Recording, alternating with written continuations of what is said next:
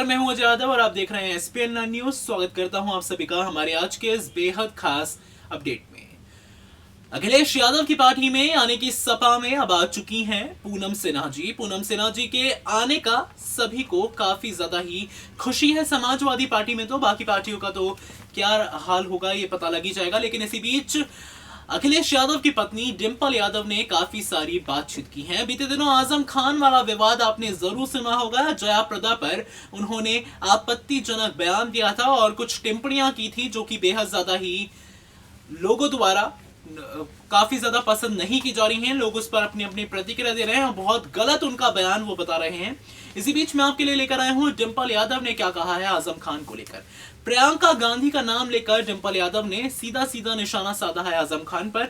और महिलाओं की सुरक्षा, ये इस बार बहुत अहम टॉपिक रहा डिस्कशन का। पूरी ये जो वीडियो मैं आपको दिखाने वाला हूं इसमें आप नोट कीजिएगा, महिलाओं की सुरक्षा पर इतनी ज्यादा बातचीत की गई है, जो कि बहुत अच्छी बात है। इसी बीच बातचीत की गई है आजम खान पर भी, और कैसे महिलाओं की सुरक्षा को सर्वोपरि बताया है डिंपल यादव ने। आइए आपको दिखाते हैं। नहीं, अब जवाब दे दिया, उसके बाद क्या जवाब देना है? डिंपल दे देंगी जवाब।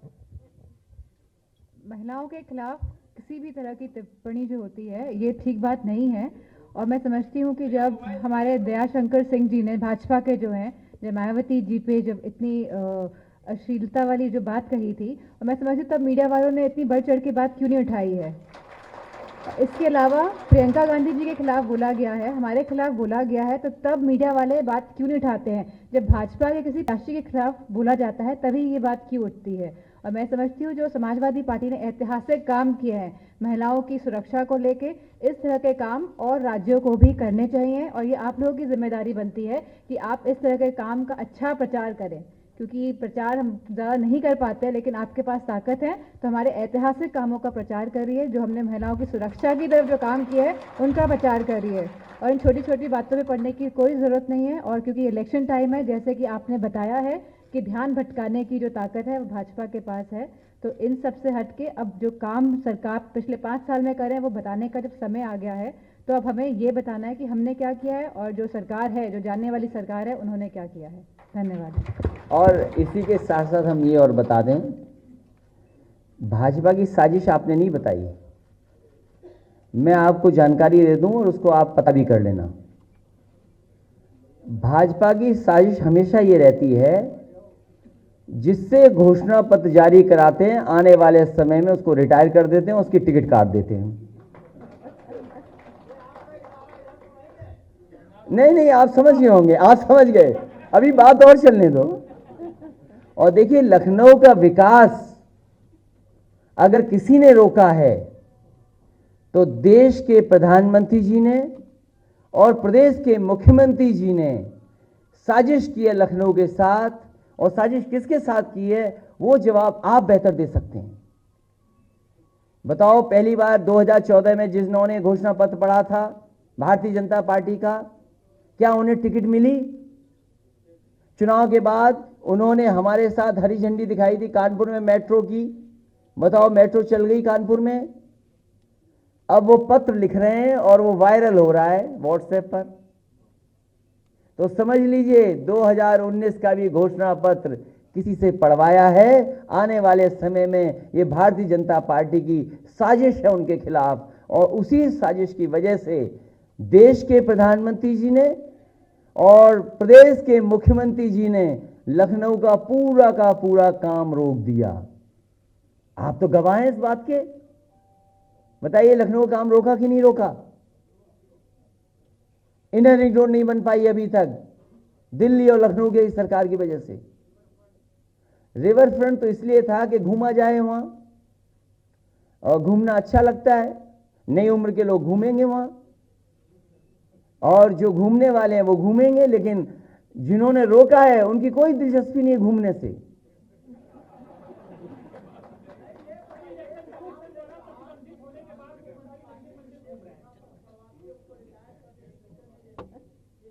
ये साजिश है।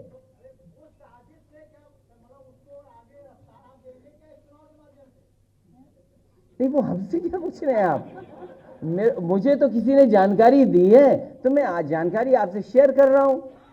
अगर मैं गलत कह रहा हूं तो आप लिखिए अखबार में मैंने गलत कहा है कि अगर 2014 में जिनसे घोषणा पत्र पढ़वाया गया उनके खिलाफ साजिश हुई कि नहीं हुई, बताओ आप। तो अब 2019 में जिनसे पढ़ाया उनके खिलाफ साजिश है कि नहीं है? कि लखनऊ में मुख्यमंत्री जी ने और दिल्ली के प्रधानमंत्री जी ने काम रोक दिया कि नहीं रोक दिया, बताओ। अच्छा, लखनऊ में हमें दिल्ली का काम एक बता दो, बताइए कौन सा काम है जो साजिश पूछ रहे थे? दिल्ली का कोई काम तो बता दो, या यूपी के हमारे मुख्यमंत्री जी का काम बता दो, एक काम बताए हमें कोई। जितना खूबसूरती, जितना अच्छा कर सकते थे, हाई कोर्ट देखिए उसके सामने क्या खूबसूरती नजर आती है, क्या हाई कोर्ट बना। आप मुख्यमंत्री कार्यालय देखिए, लोक भवन, सड़क देख लिए, आज भी स्टिकर हटता है तो उसमें साइकिल ही नजर आती है। जिसकी तस्वीर हटी उसमें साइकिल नजर आ रही। और क्या लखनऊ स्मार्ट सिटी बनना था? हम आपका अखबार खोल के देखते हैं तो लगता है उसमें कि कितनी स्मार्ट काऊ आ गई हैं आजकल सड़क पर। आप भी छापते हैं, हमने तो आपका अखबार भी देखा है। पॉलिटेक्निक का चौराहे पर आपने भी एक दिन छापा था कि बहुत सारी काऊ आई हुई हैं। यही स्मार्ट सिटी है क्या? तो इसीलिए मैंने कहा कि लखनऊ के साजिश हुई है, षड्यंत्र बड़ा हुआ है प्रदेश सरकार से और दिल्ली सरकार से भी, कि पूरा लखनऊ का विकास रोक दिया।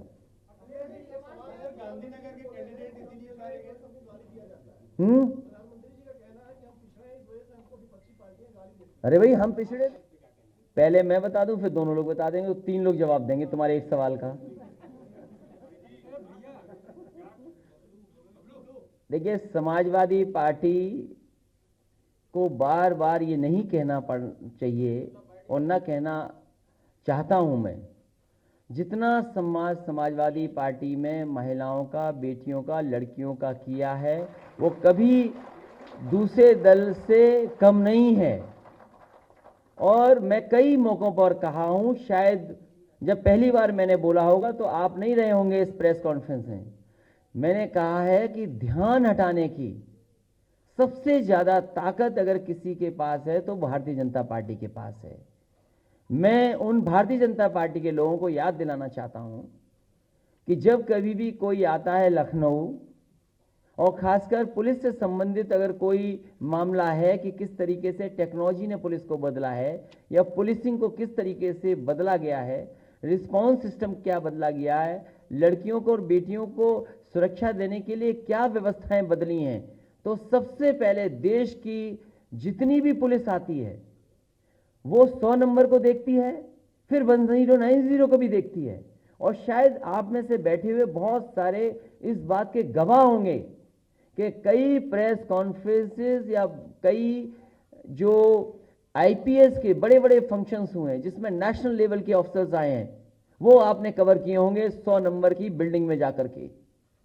समाजवादी पार्टी ने सुरक्षा देने के लिए तमाम इंतजाम किए हैं, लेकिन आजम खान साहब के किसी शब्द को उठा करके और किसी बात को लेकर के इतनी चर्चा की गई है। मैंने भी जवाब दिया था कि समाजवादी पार्टी और समाजवादी पार्टी के नेता सभी बेटियों की, महिलाओं की इज्जत करते हैं, उनका सम्मान हमेशा किया है और करेंगे।